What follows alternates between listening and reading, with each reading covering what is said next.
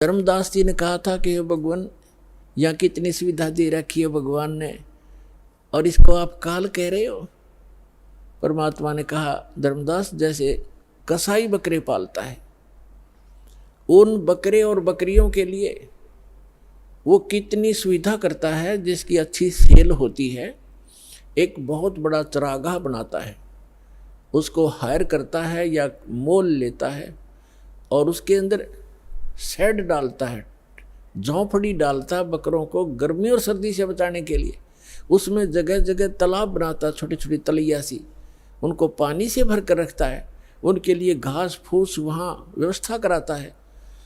उस सारी व्यवस्था को देखकर वो भोले प्राणी ये समझ बैठते हैं कि हमारा मालिक, हमारा स्वामी कितना दयालु है, हमारी कितनी केयर टेक रखता है, सारी सुविधाएं प्रदान करता है, हिंसक पशुओं से बचाता है, चारों तरफ से बाड़ लगा देता है, और अंदर वृक्ष हैं, झाड़ बोझड़े हैं, फल घास फूस है, गर्मी से बचने के लिए शेड है, सर्दी से बचने के लिए व्यवस्था शेड है।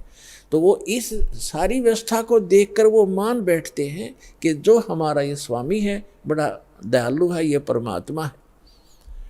और जब वो कभी उनके बीच में आता है तो वो सारे उसको प्यार देने के लिए उसके चारों तरफ कोई ऊपर को पैर फैलाता है अपने सीने से लगाने के लिए, और वो उसको चाटते हैं प्यार से, जीभ से चाटना चाहते हैं, उनको एक विशेष रिगार्ड देने के लिए। वो तो चाट रहे हैं जीभ से, और वो कसाई देख रहा है से हाथ लगा के, और वो खुश होते हैं कि हमारा मालिक हमसे प्यार कर रहा है। वो देख रहा है कि ये कितना मांस हो गया, कितने का बिकेगा, और वो सोच रहे हैं मुझे हमें प्यार कर रहा है।